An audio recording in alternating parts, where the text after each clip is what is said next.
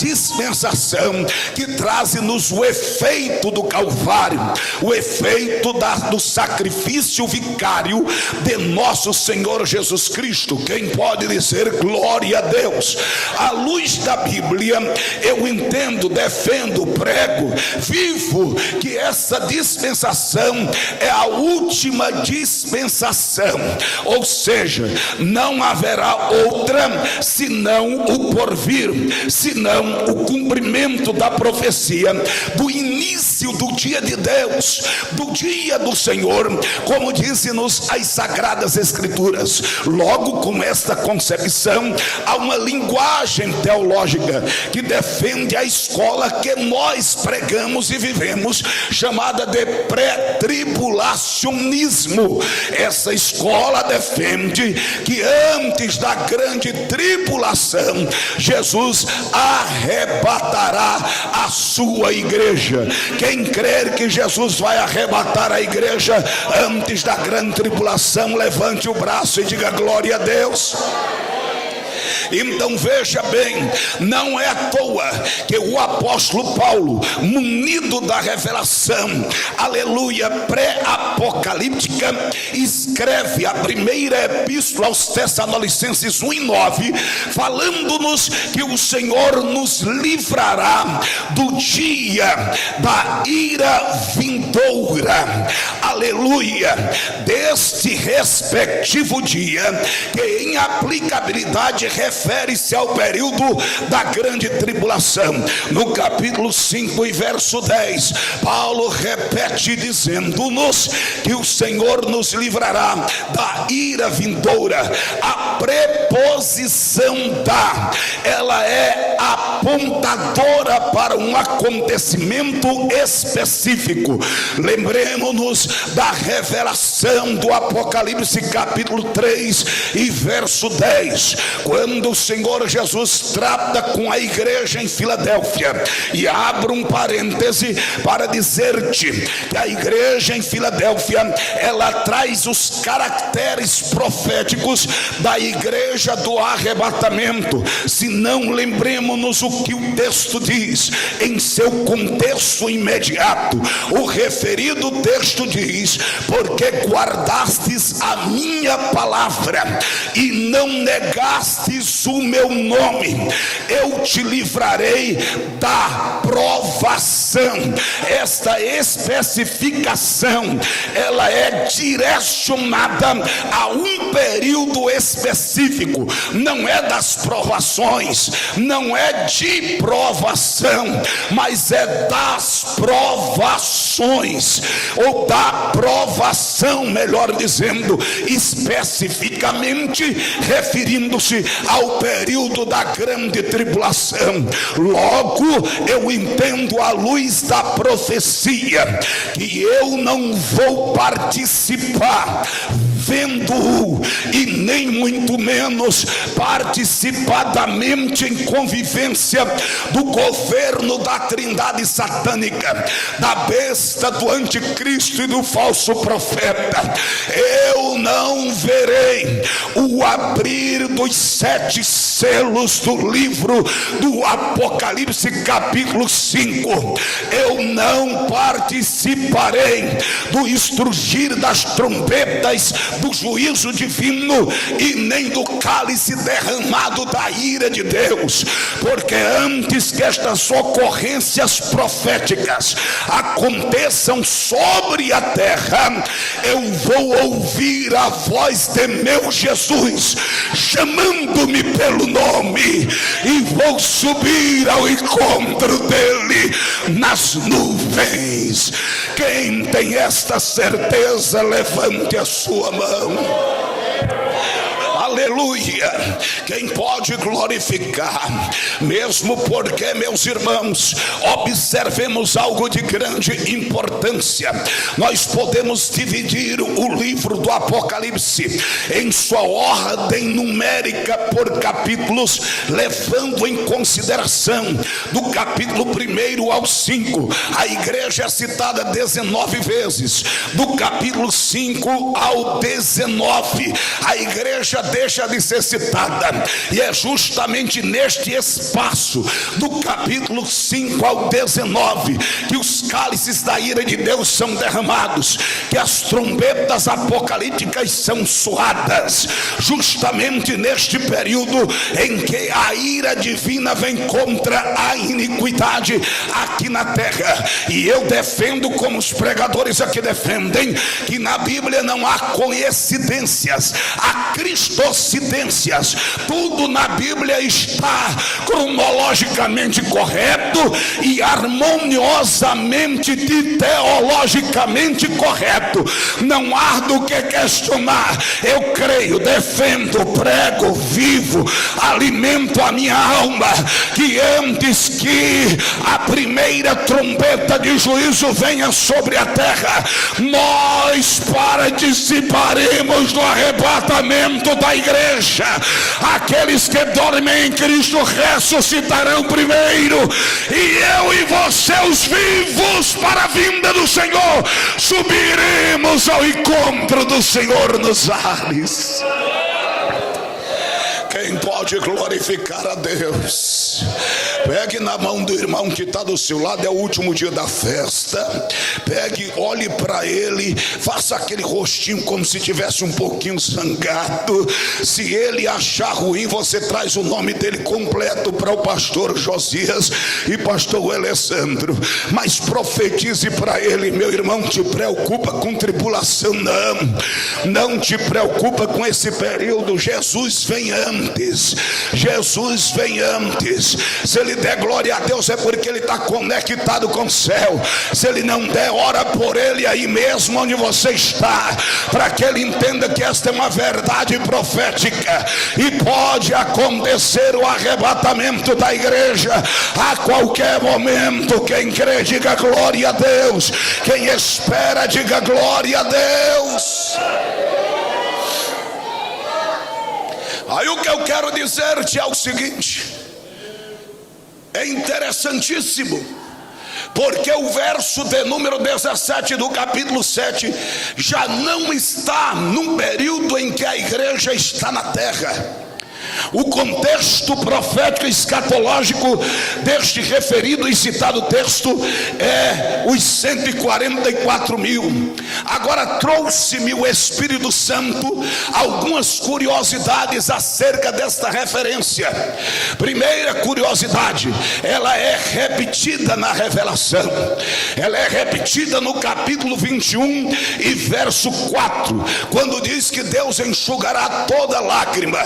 Agora, o que me chama a atenção, que no capítulo 21 já é outro período, em que encerrou-se o período da grande tribulação. A igreja retorna a aparecer para implantar o reino milenial com Cristo aqui na terra. O que me chamou a atenção com isto é que o texto refere-se para a igreja, e historicamente João, na verdade, não recebe a revelação desse texto.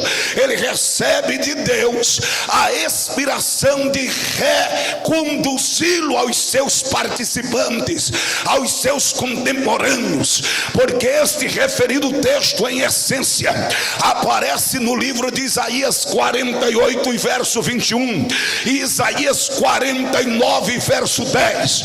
Então, porque em meio à revelação João iria recitar um versículo, porque João retoma uma frase, uma palavra já dita em tempos passados, há mais de 700 anos atrás.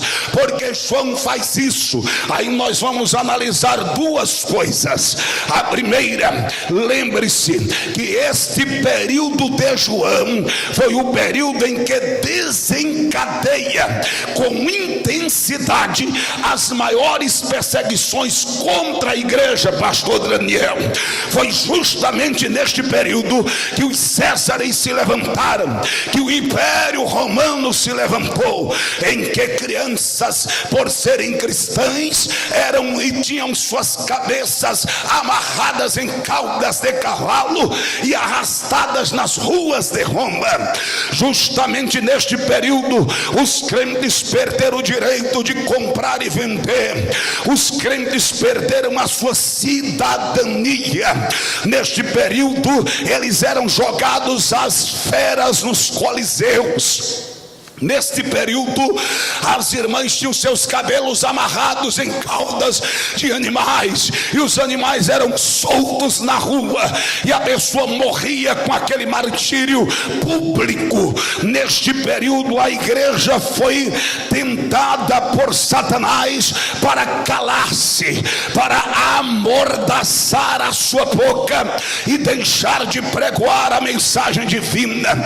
Mas o que é interessante, como já há na poesia do hino, que quanto mais se derramava o sangue, mais crescia-se o número de crentes. Quem pode glorificar, Ramandaracai, porque eu vou entregar-te uma palavra profética. Quem crê e quer receber, levante a mão. Agora, neste momento, não há demônio no inferno, não há legião de Satanás que possa parar esta igreja. Esta igreja não vai parar pelo poder que nela existe. Quem confirma e pode dar glória a Deus, abre os lábios e glorifique. Já tem gente adorando, já tem gente adorando, já tem gente adorando. Então vamos usar de objetividade.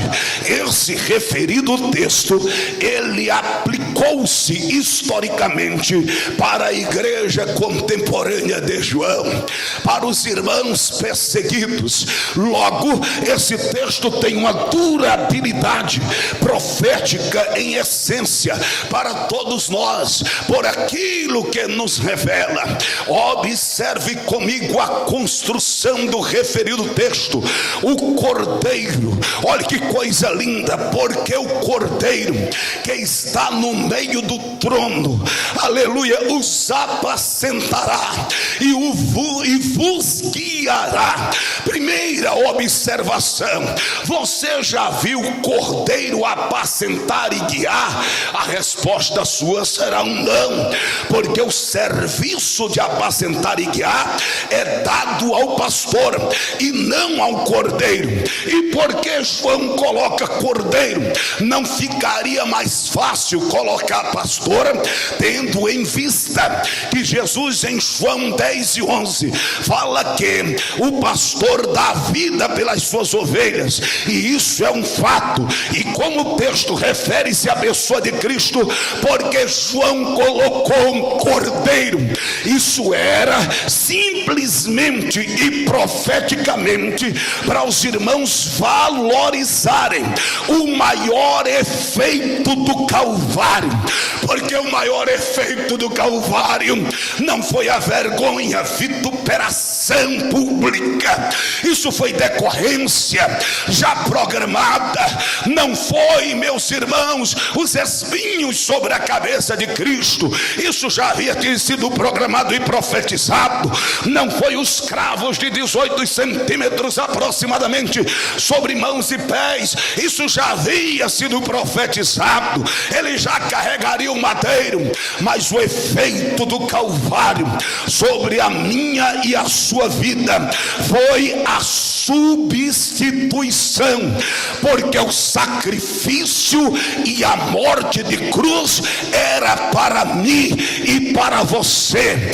Eu quero te dizer, para que você entenda a necessidade e carência de gratidão nesta noite, eu oro para que o Espírito de Deus bombardeie o nosso espírito, para que sejamos gratos ao Senhor, porque a cruz era para mim, o Calvário era para mim.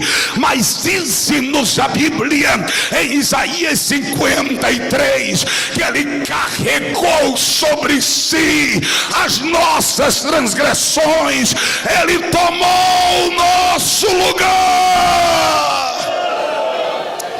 Levante a sua mão, levante a sua mão, feche os teus olhos, curve a sua cabeça. O Espírito de Deus está interagindo com meu espírito. Está dizendo-me: meu servo, convide a minha igreja para adorar com gratidão. Aleluia. O crente que não entende que a cruz era para si, não entenderá jamais o peso, a extensão, a profundidade, a excelência, a magnitude da manifestação de Cristo no Calvário. Ali era o meu lugar. Era para o irmão Douglas estar lá pendurado, era para o irmão Douglas estar sangrando pelas vergonhas do meu pecado, pela minha nudez espiritual, pela minha fragilidade pecaminosa, pelas minhas indecências e fragilidades humanas, pelos meus limites, pela herança do Éden, pela natureza pecaminosa. Mas lá no céu, quando razoalmente pensava-se que tudo estava acabado, Jesus disse: eu vou e tomo o lugar deles para pagar a dívida. Quem tem glória dá glória. Oh, eu estou sentindo Jesus aqui. Quem sente, dentre tantas referências, faze-me o Espírito lembrar-me, aleluia, de Gênesis capítulo 22, versículo 1. Deus chega ao pai da fé, Abraão, patriarca, e diz: Abraão, eu quero algo teu, o teu único filho, a quem tu amas. Veja que Deus enfatiza dois sentimentos de ligação paterna. Primeiro, único. Segundo, a quem tu amas. Isso é como se fosse uma facada no coração de Abraão. Aí repentinamente Deus diz: eu te quero, eu quero o teu filho, eu quero ele.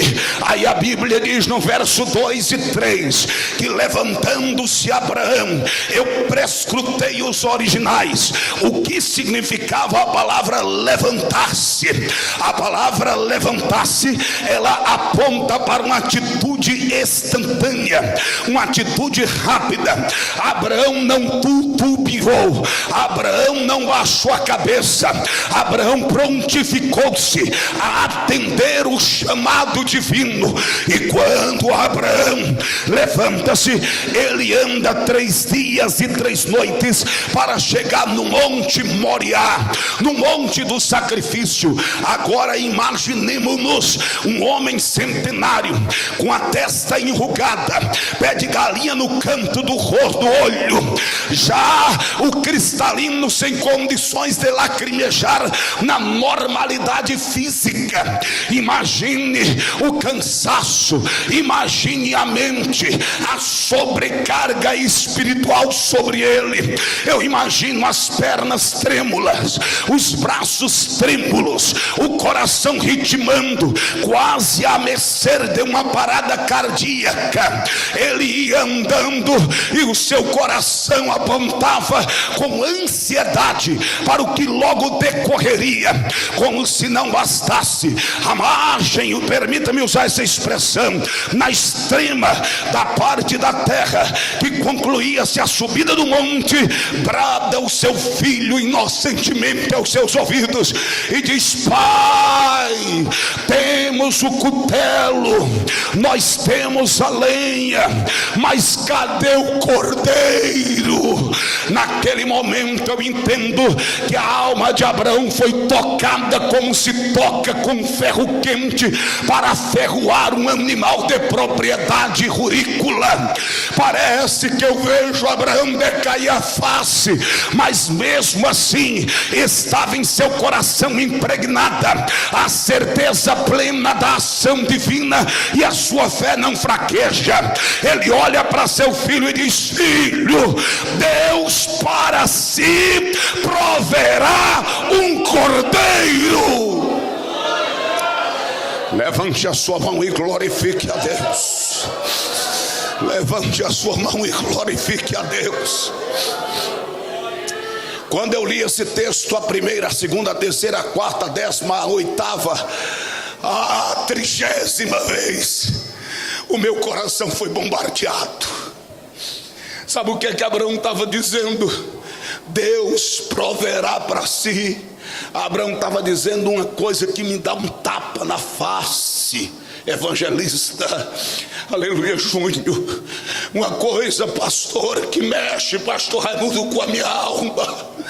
Abraão estava dizendo para o seu filho: filho, não te preocupa, Deus está no controle, Deus está administrando, Deus sabe o que está fazendo. Oh, meus irmãos, quantas provinhas, permita-me usar de forma mesmo pejorativa, quantas provinhas que nos ladeia, que me ladeia, e às vezes eu quero correr com a sela, como meu pai dizia quando o burro era ruim. Eu quero fugir da responsabilidade. Exemplo vivido e contextuado no início desta igreja, num período pandemia e pós-pandemia, os desigrejados que acochou um pouquinho fugiram, que acochou um pouquinho correram. Quantos de nós correm ao ver o gigante das lutas? Quantos de nós deixam de confiar? Aí vem minha palavra de Deus no Salmos de número 37, verso 5: entrega o teu caminho ao Senhor, confia nele, confia nele, confia nele, e o mais ele fará. Quem pode glorificar a Deus? Quem pode glorificar a Deus? Abraão disse: Deus vai prover, meu filho, Deus vai prover. Aí deixa eu resumir. Aí Abraão vai subir no monte, prepara o altar, vai colocar o menino sobre o altar, levanta o cutelo para tirar-lhe a vida. Brada dos altos céus uma voz divina e estridente. A voz diz: Abraão, eu agora sei que tu me serve, eu agora valido o teu ministério, eu agora valido a tua vida, porque tem circunstâncias que você pensa que você vai sucumbir, morrer, que é a última oportunidade, mas eu quero te aconselhar um conselho pastoral: não fuja, não corra, confie e espere. Deus não mudou, Ele continua sendo o mesmo. A Bíblia diz-me que Ele é o alfa, o ômega, o princípio, o fim, o primeiro e o derradeiro. Paulo, escrevendo aos Filipenses 2:6, ele disse que Ele é aquele que começou, mas é aquele que concluirá toda boa obra em você. Nós não estamos sozinhos, Ele está no controle. Um minuto de adoração. Deixa eu ver quem vai adorar. Rabai, coma da súrida. Um minuto de adoração, eu vou conferir. Eu vou conferir, deixa eu conferir.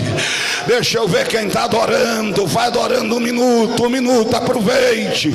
Um minuto de adoração, um minuto de adoração. Um minuto de adoração. Oh, aleluia. Deus mandou te dizer: Deus está no controle. Deus está no controle, minha irmã. Deus está no controle, meu irmão.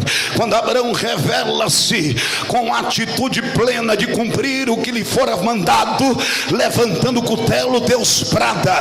Aí ouve-se: aqui é grifo meu, é colocação do pregador. Como eu não mudo o sentido doutrinário do texto, evangelista Rômulo, então eu não perco e não corro nenhum risco de ser herege, mas eu acredito que Abraão deve ter ouvido o bater de uns galhos, porque havia um cordeiro ali com os chifres entrelaçados nos galhos, e logo nós sabemos que um animal desse jamais ficaria quietinho, e Abraão deve ter ouvido. Abraão olha para trás, aí se alegra. Eu acredito que Abraão dá um sorriso de orelha a orelha, ele sente o que a Bíblia chama de gozo, alegria decorrente da bênção, bênção esta que era o livramento da substituição.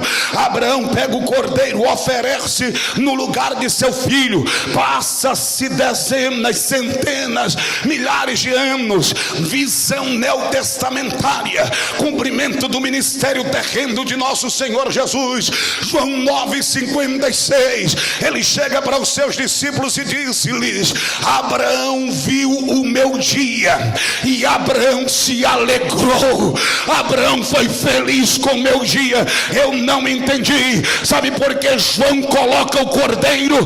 Porque só o cordeiro que nos substituiu, foi ele que tomou o meu e o seu lugar para nos dar vida.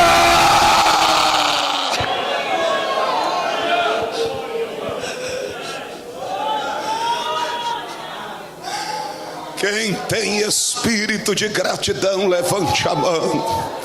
Eu já estou às margens da conclusão. Oh, aleluia.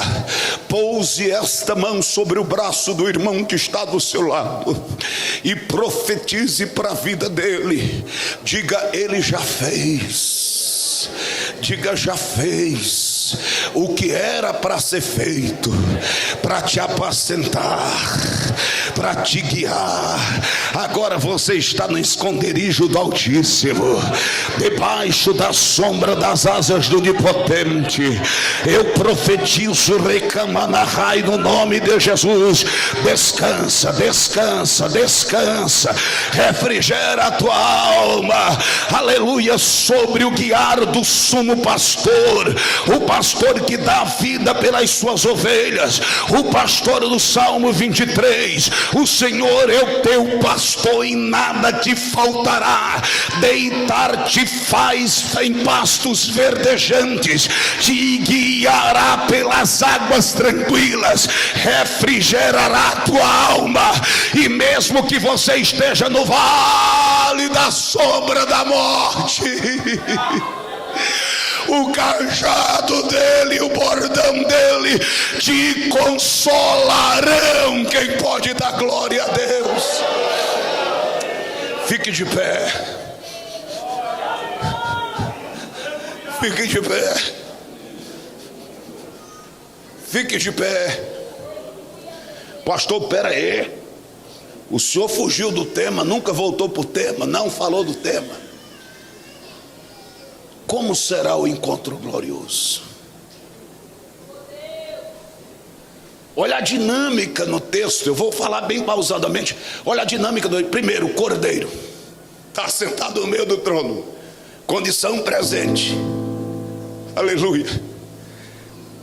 Qualificações, atributos, ministério: te apacentará, te guiará as fontes de água da vida, vida num singular,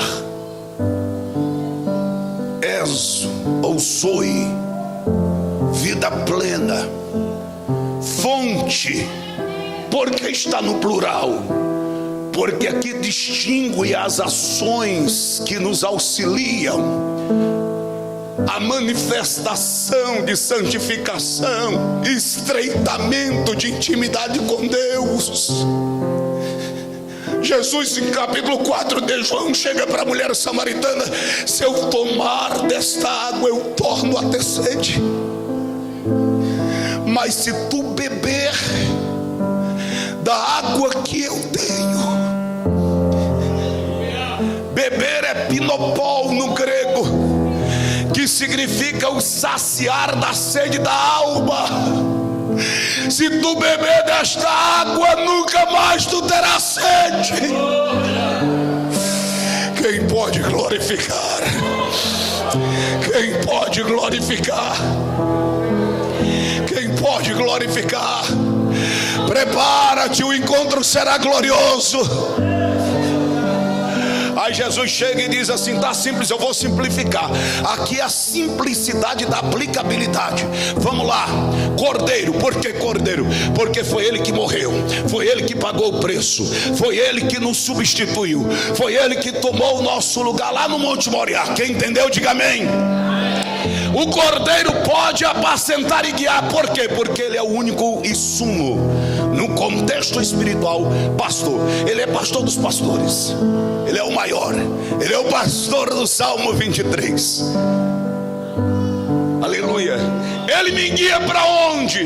Para a profundidade de sua presença, através das fontes que fornecem-me o estreitamento com ele. Quem entendeu, diga amém.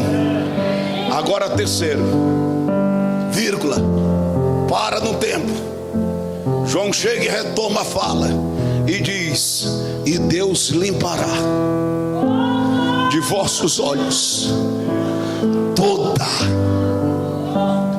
não, a lágrima.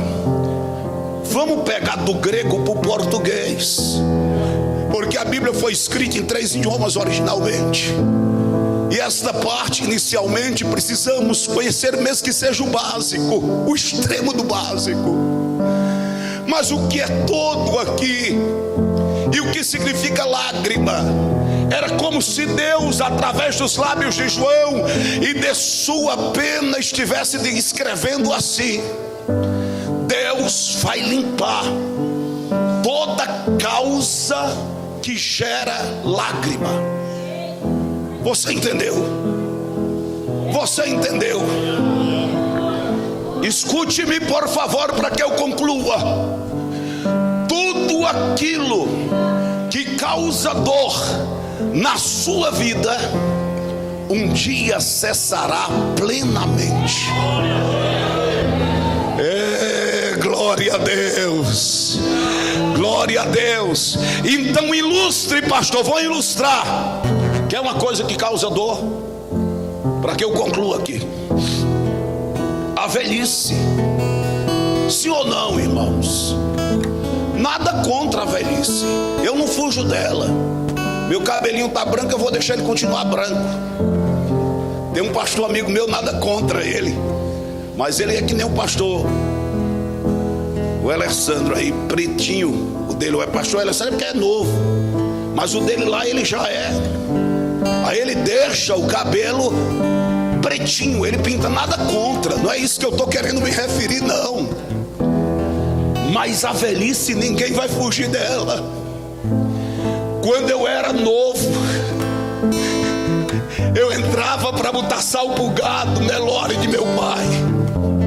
E se um bezerro fosse correr atrás de mim, ele não me pegava, pastor Daniel.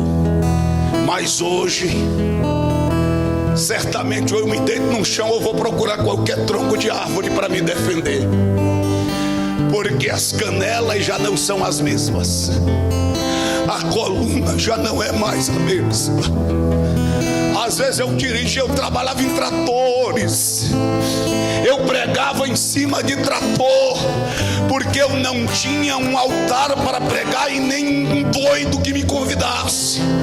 Mas eu pregava em cima de trator, acelerava o acelerador de mão, e quando as palmeiras se balançavam, eu dizia: já está querendo aceitar Jesus como Salvador. Meu pai me chamou de louco inúmeras vezes, incontáveis vezes. Mas eu quero que você preste atenção. A velhice chega. O sábio Salomão, ele disse que um dia os guardas das portas vão tremer, um dia o gafanhoto vai ser um peso, um dia nós não vamos ver os pássaros que cantam, porque a vista não será a mesma, e os pranteadores andarão rodando a praça. Sabe quem é os pranteadores? É aquele que diz: qual é o dia que esse velho vai morrer, para a gente tomar o café na cerimônia fúnebre dele.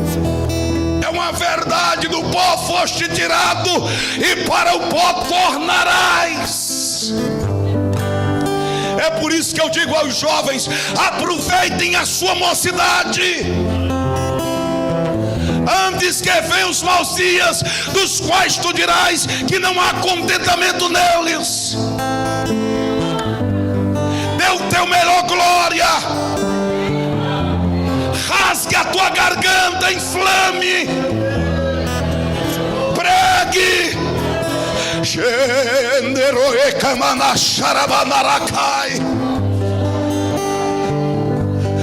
Eu estava pregando agora congresso, deixa eu dizer aqui, congresso de mocidade com o pastor Raifran lá. O templo lá cabe 6.000 pessoas, para vocês terem uma ideia. E eu fui todo vaidoso. Cheguei lá feliz da vida para pregar. 30 minutos de mensagem, me deu um vertigem. Vi tudo branco. Foi 2 noites. A dor decorrente desta situação física e a dor psicológica. Frustrei-me, não terminei a mensagem. Aí o pastor Raifran mediu, aferiu minha pressão, a pressão deu normal. Ele disse: pastor, faça alguns exames. Eu fiz uma bateria de exames, até cardiologia. Fui lá no cardiologista, fiz os exames tudo. Mas chega o dia, chega a hora. Mas o que me chama a atenção nas pessoas da terceira idade, crentes, missionária Elícia, é que você chega perto deles e eles têm uma fé maior do que a nossa, relacionada à doutrina do porvir. Vocês sabiam disso? Segunda carta de Paulo aos Coríntios, capítulo 4, verso 16. Mesmo que esta leve tribulação corrompa o homem exterior, contudo o vosso interior será renovado com grande peso de glória. Quanto mais se passam os dias, mais está próxima a vinda de Jesus, mais está próximo o encontro glorioso. E quando eu me encontrar com Ele, 3 coisas acontecerão. Diga comigo: 3 coisas. Diga: 3 coisas acontecerão. Primeiro, eu vou ver pessoas se levantarem dos sepulcros. Eu vou ver as ressurreições dos mortos em Cristo, porque a palavra diz que foi dada a palavra de ordem, e primeiro é eles. Cristo foi o primeiro, a primícia dos que dormem. Depois todos aqueles se levantarão. Aí eu quero ver Gunnar Vingre, eu quero ver Daniel Berg, eu quero ver Paulo, eu quero ver João, eu quero ver Pedro, eu quero ver aquela irmã do ciclo de oração, aquele pastor que morreu. Eu quero ver esses homens e mulheres de Deus por ocasião da ressurreição para o arrebatamento. Quem quer ver comigo, diga glória a Deus. Segundo, nós seremos transformados. Nós deixaremos o corpo da humilhação e seremos revestidos em um corpo glorioso. Pastor, e com quem eu vou parecer? Com Gabriel? Com Miguel? Quem será o ser angelical que eu vou aparecer ou parecer? Olhe para mim. A minha e a sua Bíblia diz que nós receberemos um corpo igual o de Cristo. Aleluia. Jesus ressuscitou e atravessou paredes. Jesus ressuscitou e foi de um lugar para o outro repentinamente. Nós também receberemos o corpo da sua glória. Quem pode glorificar a Deus? Nós receberemos o corpo da sua glória. Nós também somos participantes da ressurreição. Paulo foi enfático aos Romanos 6. Nós somos participantes da ressurreição. Levante a mão quem não é evangélico. Quem não é evangélico, acene para mim a mão. Venha aqui à frente receber Jesus e publicar a sua fé. Quem deseja vir aqui à frente, venha. Quem está afastado do Evangelho de Cristo, venha também aqui à frente e se reconcilie com Cristo. A cantora pede o microfone aqui para louvar a Deus enquanto façamos este convite. Enquanto fazemos este convite, onde está a primeira pessoa que quer ter um encontro glorioso com Cristo, que quer subir para o céu? Não há caminho algum senão Jesus, não há meio algum senão Jesus. Quem pode começar a orar para Deus quebrar correntes e barreiras nesta noite? Pastor, o horário está avançado, mas você ore comigo agora, ore comigo neste momento. Ame ao Senhor, busque ao Senhor. Pode soltar aí, a cantora pode começar a cantar. Onde está esta pessoa? Vem aqui à frente, eu quero orar por você, eu quero ministrar sobre a sua vida. E os demais, meus irmãos, vamos ser abundantes na obra do Senhor, vamos nos entregar cada vez mais, vamos servi-lo com alegria, contento. Continue agora adorando no tempo destino. Quem crê que Ele vai fazer milagres agora, quem crê que Ele pode curar agora, quem crê que Ele pode renovar agora, então abra os seus lábios e glorifique. Todos comecem a adorar.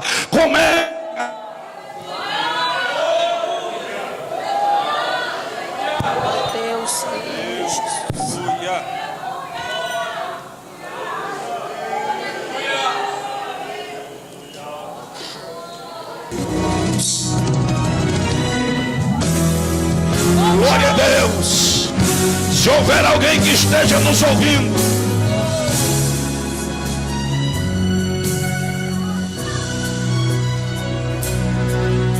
brevemente vai sair uma notícia, meu Deus, de um povo que desapareceu.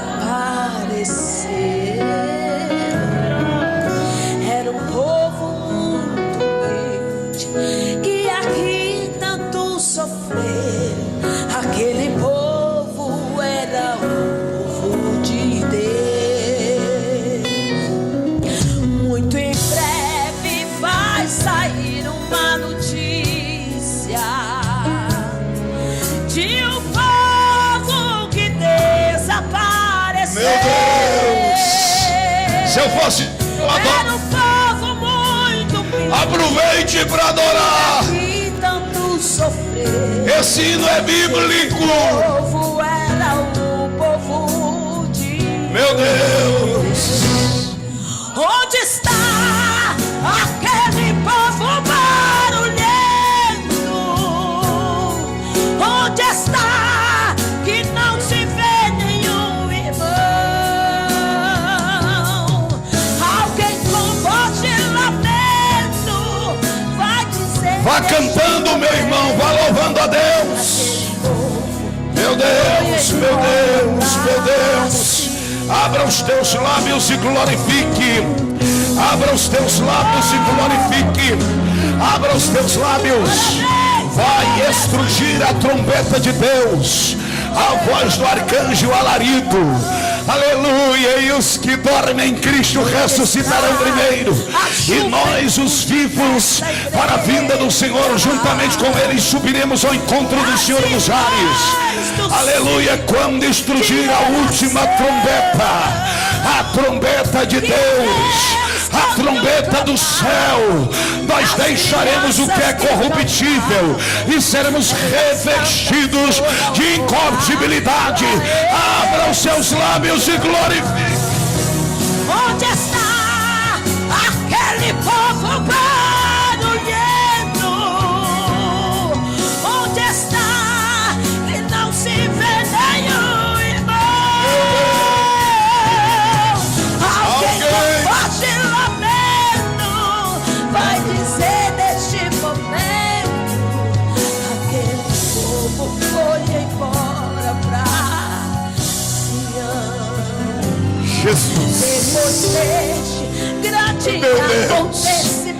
Se houver alguém, venha. Muitos Pode ser o último culto desta igreja. Pode ser o último encontro. Curando os irmãos para a reconciliação, mas infelizmente não